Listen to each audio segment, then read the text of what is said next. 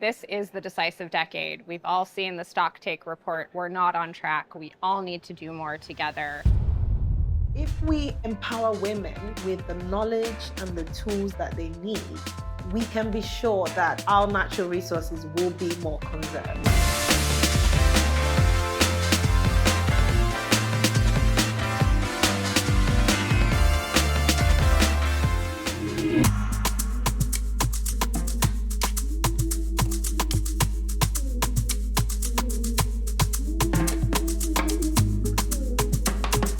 Today was the official opening of Solutions House, and I went in to listen to a panel conversation with some of the leaders in this space, including Kate Brandt, who is the Chief Sustainability Officer at Google. I've had the pleasure of meeting her at Davos, at COP27, and now at UNGA. Please welcome Chief Sustainability Officer of Google, Kate Brandt. At Google, sustainability has been in our DNA from the start. We've been focused on this going back to our founding.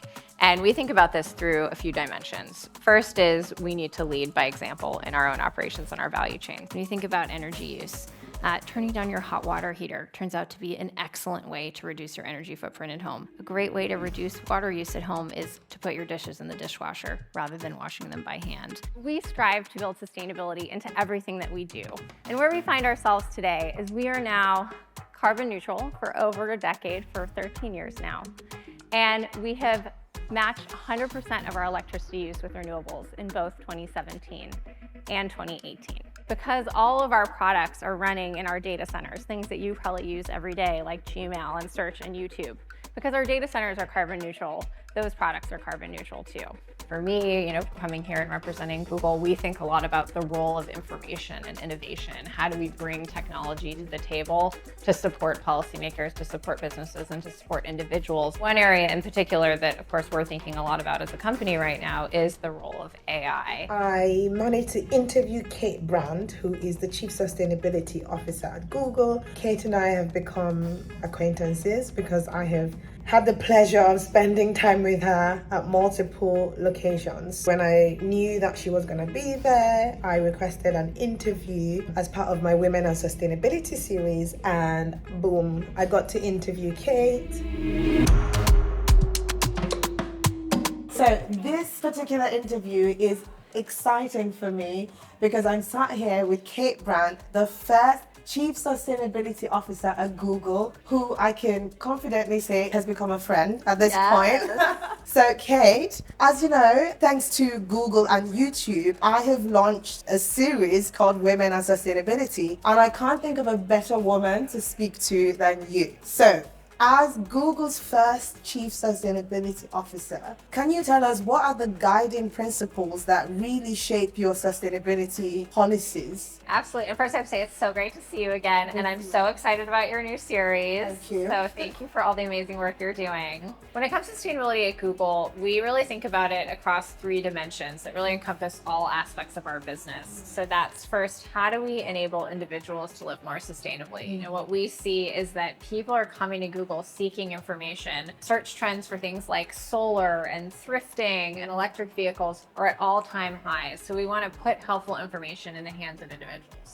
The second dimension we think about is partners. That's businesses who work with us through Google Cloud, giving them solutions. Also policymakers. We've built several tools that are really intended for policymakers to enable them to do climate action planning, and also partnering with NGOs and nonprofits. And then the third dimension is it starts at home with us. It starts with how we operate our business, how we engage our value chain, and continuing to be ambitious and to be bold in ensuring we're holding ourselves accountable too.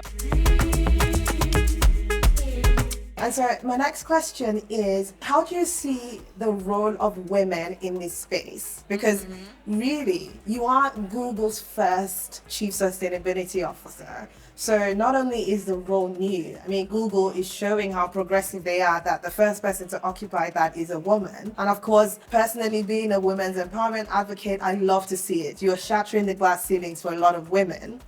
So the series being about women and sustainability, tell me your role, what the role that women have in this space, and really how we can get more women in this space. Yeah, so I will tell you the good news is there are a lot of women in this space. In in fact, the majority of people in the sustainability profession are women, whether that's on my team and other companies and other organizations that are working on sustainability. And I know we're going to talk about motherhood because we always do. And I think part of that is to do with being moms. And of course, all parents think about their children's future, not only moms. Of course, the dads do as well. But I do think that so many women feel this personal connection to the planet we're going to leave for future generations. And because climate is so intersectional, it requires so many skill sets, so many disciplines, bridging gaps, building uncommon partnerships. And I just think women are really good at that. Again, the guys are good at it too, Of course. but women are really good at that. Yeah. So I think that's huge. And interestingly, I recently wrote an op-ed with my good friend who's the CSO of Microsoft, Melanie Nakagawa. And we talked about this because people often ask us like, oh, there's all these women that are CSOs. What do you think about that? And so we had this conversation just, over coffee one day and thought we should really write about this because on the one hand it is great, we have all these female leaders, but you don't want it to be sort of the line that I remember that really for me in that piece was so important is it's not women's work in like a pejorative sense, right? This is about women as executives, women as leaders in sustainability for the planet and in business and organizations more broadly. Yeah, I remember it came out around the same time as the Barbie. Yes, right? the Barbie movie, because there's a CSO Barbie. Yeah, the CSO Barbie. I remember reading that thinking, yes, I'd love to see it. Yes. How do you envision this world for your daughter? Yeah. How are you as a mom passing down this more sustainable lifestyle choice without using the word climate change and sustainability?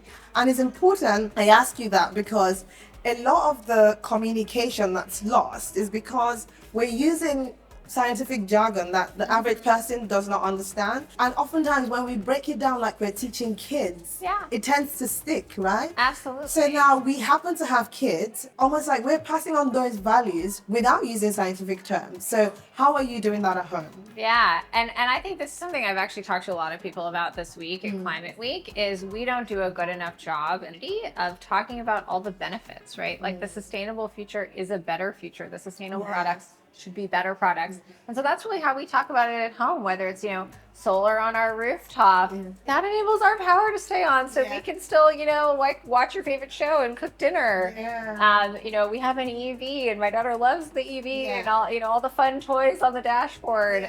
We cook with, the tops of carrots. We make pesto. So it's being sustainable is yummy food. So I think it's all about really thinking about how is this creating a better life, a more abundant life, great future for our kids.